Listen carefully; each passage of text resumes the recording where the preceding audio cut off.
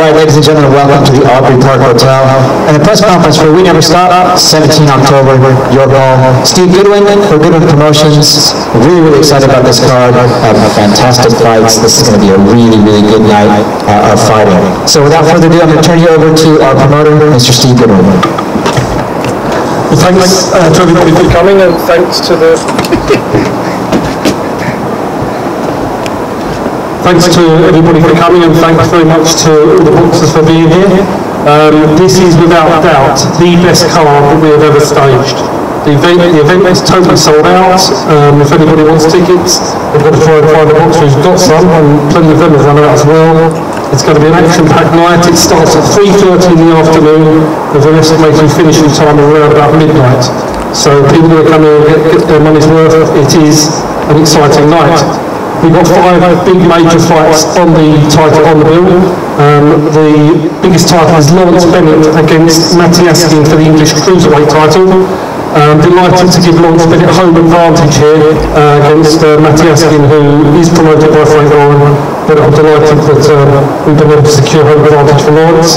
And hopefully he'll be able to reward us. He's the underdog, a massive underdog in the fight.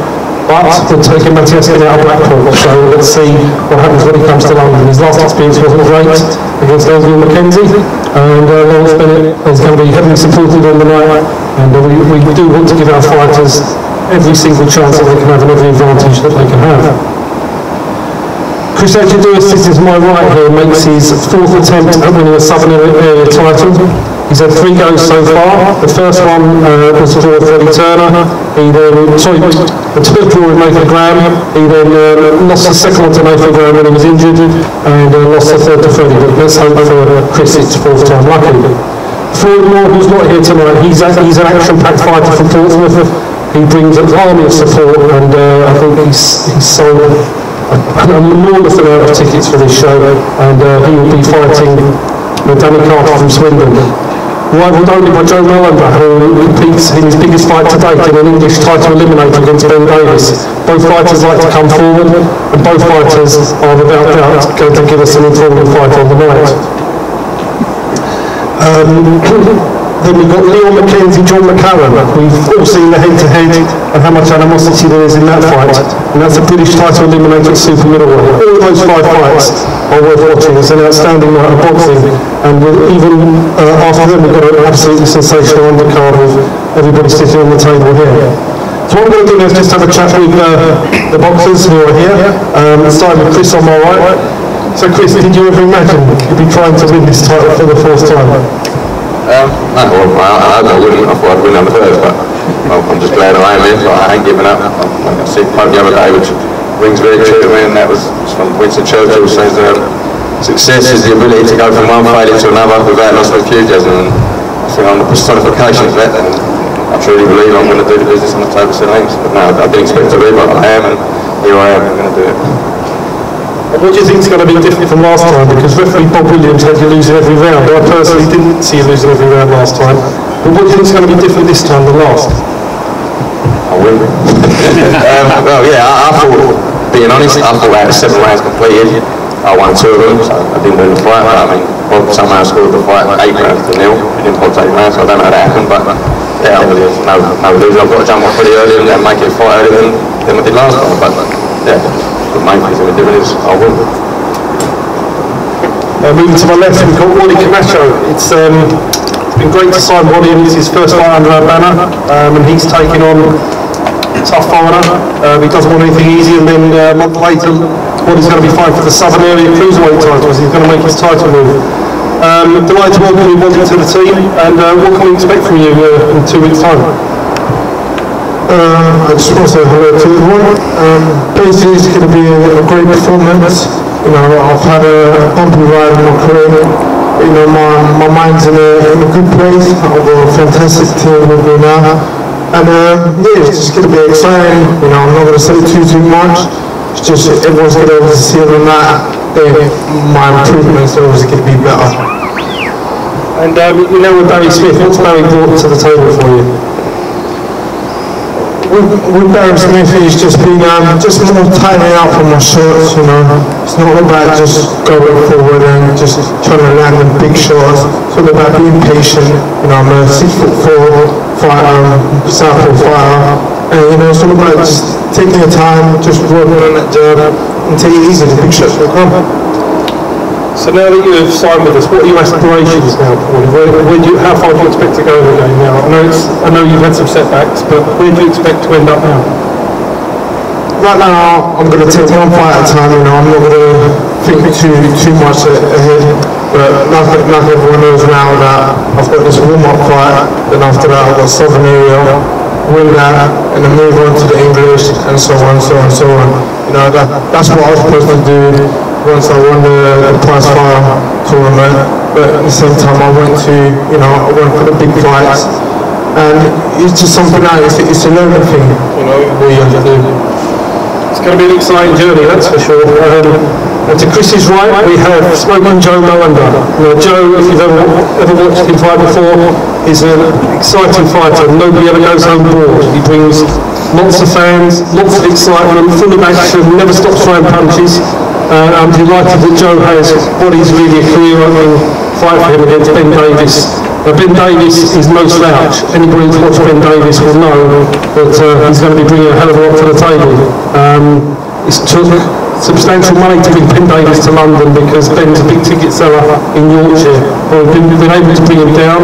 Joe wanted home advantage. He wanted all his fans to come out and support him. He's got massive support from Essex.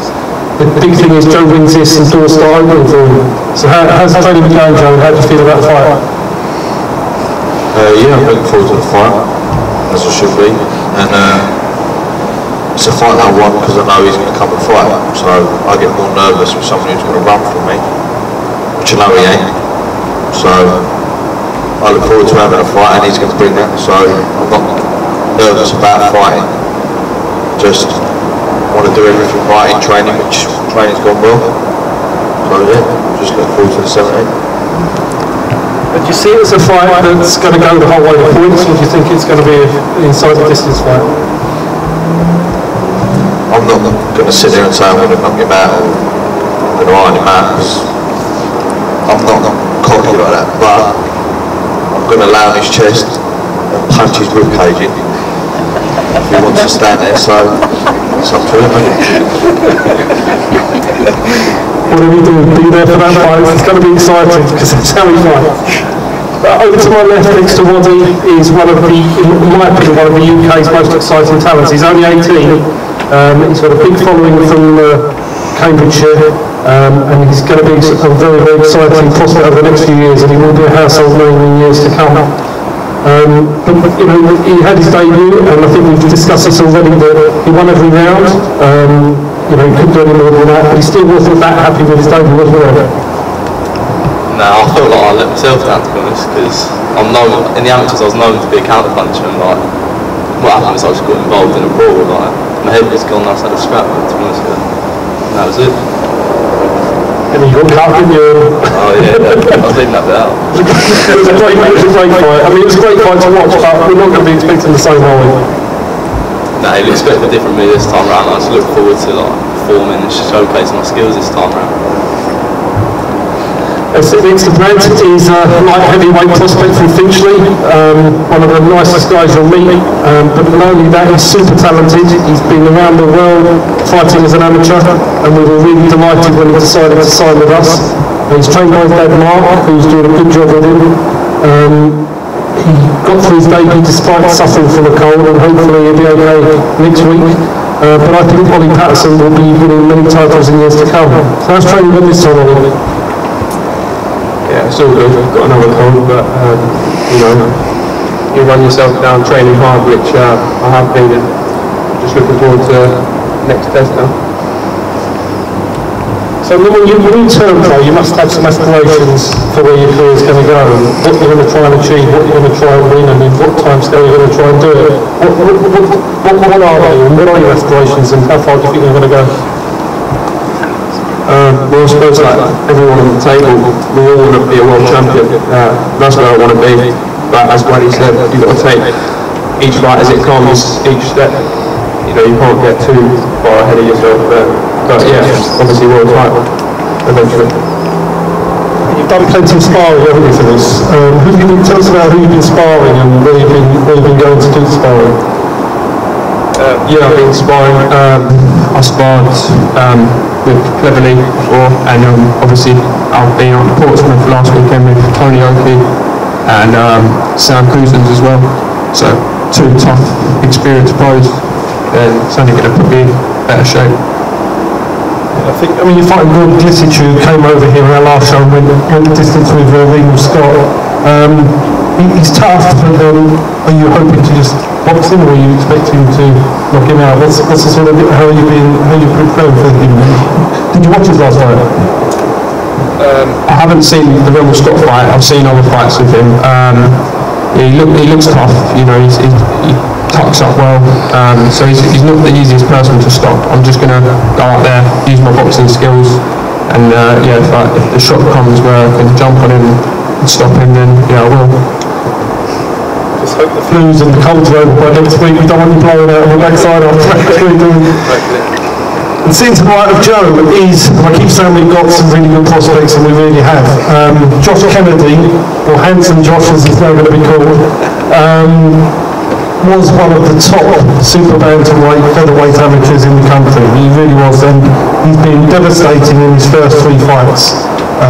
Nobody's gone the distance with him yet, and what I think is great about his character is he rang up and specifically asked his next opponent, which is a 35 veteran from Ghana, Isaac Owusu, who has fought some of the top British talent and pushed them all the way. So the fact that Josh wanted to do it in his 4th fight shows you exactly where Josh is going. So what made you want to fight Isaac Owusu? Most free-fight novices would never ever call out for that fight. They'd be avoiding it like the plague. First off, hello, man. Right. And this wasn't my idea. The hotel must have found out I was coming or something. Well, I've boxed at an international level for the past 6 years as an amateur, and I did want to go back to boxing. Nobody's as professional. I want to make a statement early on in my career, and boxing someone like Arsenal also from Ghana with a 32 fight win and beating him is going to definitely give me that status.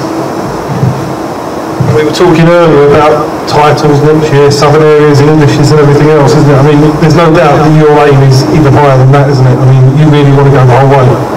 Well, I mean, like everyone on the table, everyone wants the belt around the waist. I don't really care which one it is, as long as I've got one around there. But I'd like to win them all, but the title's definitely something I want to win. But do you think with Owusu, I mean, you've stopped with previous 3 opponents, do you think because he's super tough that this one may be the first time that you have to go the distance, so you're prepared for that? Absolutely. I mean, as a pro, I expect to do the distance. If you can, do 6 rounds with me, I'd love that. I've been training for 6 rounds. I've been training for more than 6 rounds. But I definitely want to do the distance, and if he can do it, then hats off to him. Sitting to the right of Josh is an undefeated cruiserweight prospect that's improving leaps and bounds. Louis Darwin was king of the unlicensed scene down in Kent. He won 35 fights, I think, stopping 30 people. He won the WBU unlicensed title, World International title. Since he's become pro, he's been to John Cole, who's shaved off, I think it's about 2 stone off his weight. He's now dropped down to cruiserweight, and Louis will become a weapon at cruiserweight. He's improving massively. He's taking on Remus Polozovs, who pushed Jose Lopez really hard in the last show, and once again, these guys are stepping up and they're not fighting people that are going to cover up, they're fighting people that are going to come to fight, and this is one of the things I admire, especially about our boxers, that they really seem to want to fight people. They don't want to build up a record of 15-0 against people they should win and win 40-36 and 60-54. They want to build their careers, and so that when they go to compete for titles, they're ready to go and win them. We're not here to compete and lose, we're here to try and win. And full credit to Louis for taking that fight. How's it going this time with John Cole? You've got a great trainer, and how's he improved since the last fight? Just been working on hand speed and just picking my shots really. I think against Morris, as you see, I rushed it. Didn't really pick a lot of shots that I was throwing. When I did pick the shots, I hurt him. So yeah, just picking the shots, taking my time, and just be working on that, going from there really. do you actually find the professional game a lot different to the unlicensed, and have you found it difficult to adjust? I wouldn't really say it was that much different. The only difference is, they're more clever. Like the people you're fighting, they're a lot more clever. So with the unlicensed, they taught me how to fight. So if someone wants to stand there and have a fight, I'll stand there and have a fight. Obviously now I've got to use my brain a bit more, put my shots a lot better, which is what we've been working on. And it's paying off. So yeah, I wouldn't say it was different, but it is because they're a lot more clever. Pistol Pete, next to Ollie Patterson, the man that's been out of the ring for quite a long time, isn't it, Pete? How long? 5 years now. 5 years out, 1-0 now, 5-year break. Why? I think life just got to me, you know what I mean? I had a kid and all that, and then I just thought, let me go away, went back to school for a little bit, and thought, alright, school's sorted, job's sorted, let me come back to boxing because I love it. You can't walk away from it, you want to know, and you're sitting there watching all your mates. Like I used to train with Waddy back in the day, and I see where Waddy got to, and I'm thinking, I used to train with these guys, and there they are on TV, so I had to come back. Tell by your accent, you're not a Londoner anyway. Although you're fighting down in London, we were talking earlier that you actually want to fight up in Liverpool as well, and you're trained by Ron Julian, who's an excellent trainer down at RJ's in Chingford. But you're hoping maybe to get up in Liverpool and showcase your talents both in Liverpool and in London. Yeah, no, obviously I'm originally from Liverpool, born and bred there, but been living in London for about 10, 11 years now. When I started in Liverpool, I was an amateur, so my missus is from Liverpool, all my family's from Liverpool, got a big following out there. I'd love to get back there and showcase what I can do, because they saw a few amateur shows as well. Then came to London, met up with Rod, and now I'm just back out thinking, let me show what I can do now. Everybody knows I've got a little bit of switch hitting in me, so it should be alright. So what do you know about your opponent who you've got for this show? Have you had a look at him or not? Yeah, me and Rod have been working on him the last few days. I know he likes to grab a lot. I know he's a enjoyable journeyman, so he's going to come give me a fight, going to step off, in and out, do what the coach is saying, listen to him, and just hopefully box him and get a chance to showcase my talents, mate. When are you hoping to get out again? When do you want to get out after this time? I mean, I'd love to be out before Christmas. I'd love to be out. As I said, if you could get up in Liverpool before Christmas, that'd be great. So, I'm at an age now where I want to start really making a move. So, get as many fights in as possible, to be honest. If we get you up in Liverpool, can you guarantee it's a good night out? Well, everybody knows we've got Liverpool, so guaranteed a good night out. It is a top city. A few people have probably been there themselves in this panel, so Liverpool's great for the boxing and great for the nightlife, so I'll showcase some skills in the boxing and take it out on the town, innit? At the far end, I think we can say there are ring entrances and ring entrances, and I think Nick Parker's ring entrance last time was nothing short of sensational.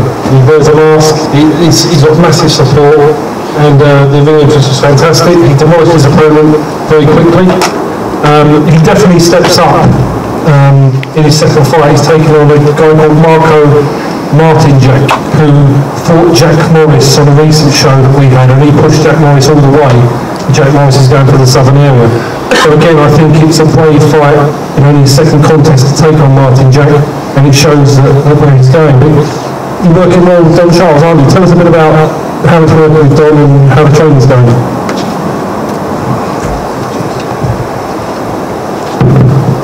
Hello, yeah, it's going really well. The training going excellent. I know Jonathan Opens, my stablemate, he fought this guy. I think he had it like 3 rounds. So I'm obviously going to turn up and support the instructions, but if I have to stop a guy, if I can stop him, I think that'll be a good statement. Just apart from that, training's going really well. Yeah, it's going excellent. But I watched the Jose Lopez fight. He caught him with an absolute peach of a punch. I mean, the guy was giving him a good battle to him. He's very, very tough. But you know, at the end of the day, it's a good fight for you in your second fight. You beat him. He makes a good statement because he gave Jack Morris all the trouble in the world. And you're talking about a guy that's fighting at the end of October for the Southern area. You're taking him in your second fight. And some people think so, thought he deserved to share the spoils against Jack. It was, well, whether Jack won or not, he did definitely push him, so it was a good experience. So tell us, where do you expect to go in the cruiserweight division, and a bit about your amateur experience? I expect to go all the way.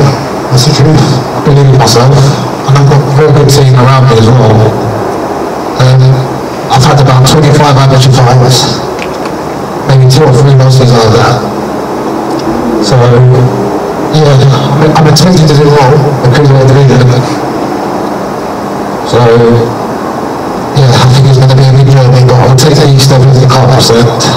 We'll see how it goes. I'll pass it back to Brett for any questions from the audience or from Brett. Yeah, so I'll just ask questions from here, and then this mic will pick me up.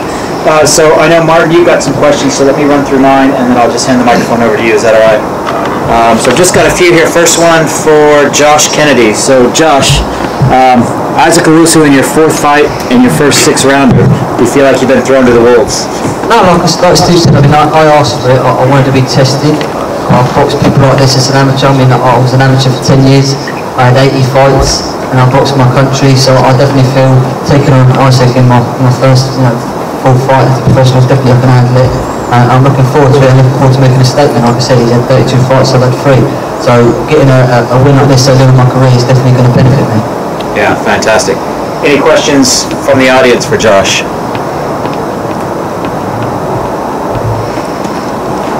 All right, Chris, how do you doing? So Chris, you fought Freddie once before. You claimed after the fight that the cut Freddie sustained was from a punch. So do you believe that you should already be the champion? No. I'm never playing that. The ref playing leg clash. I would never ask. But no, because in their clash, the ref said their clash. I went to the scorecards, and as I said before, I didn't think I was winning the fight. So no, I shouldn't be the champion. And I'm not the champion, but as I said, I will be. All right. Any questions from the audience for Chris? All right, Wadi. Wadi, you're coming off 3 straight losses. Do you still feel that you have enough left to make it to the top? Yes, 100%. Basically, the fights I lost is my own fault areas. I wouldn't really think they've actually beat me, but I've come again now, and everyone's obviously going to see what I'm capable of. Any questions from the audience for Wadi? All right. Yeah, Freddie. No, he's not here. Louis.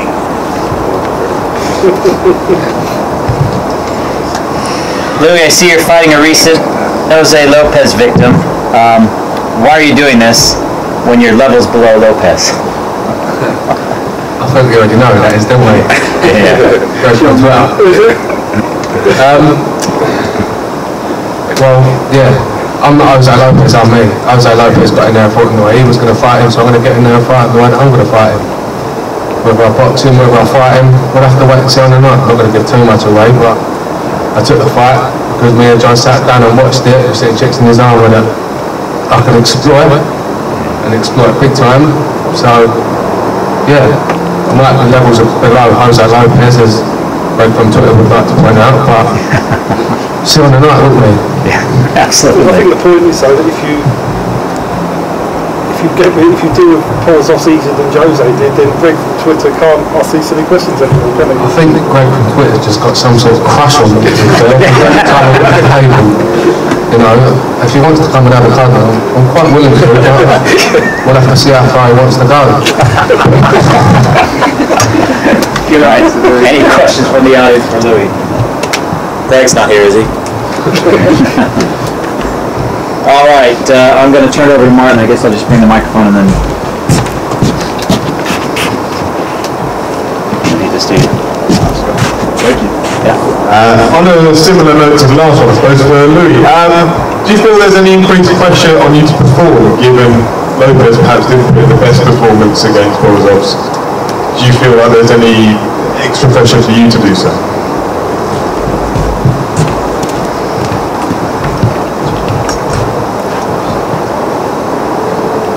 why would there be any pressure on me? I'm just the unlicensed kid from Kent.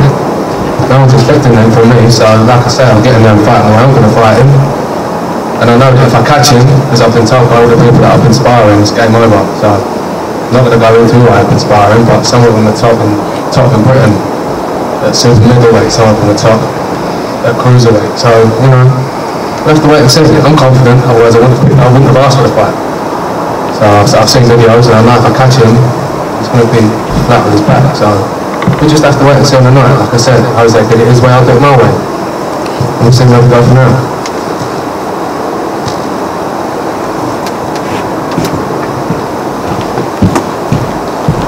Is that it? Any other questions for any of the guys from the audience? Really looking forward to this card. I think Steve, you and Kevin and the whole team's done a fantastic job matching these guys. A lot of talent on the table, so really looking forward to it. Ladies and gentlemen, thank you for attending tonight. I hope you all have tickets because I believe we're sold out, aren't we? So, fantastic.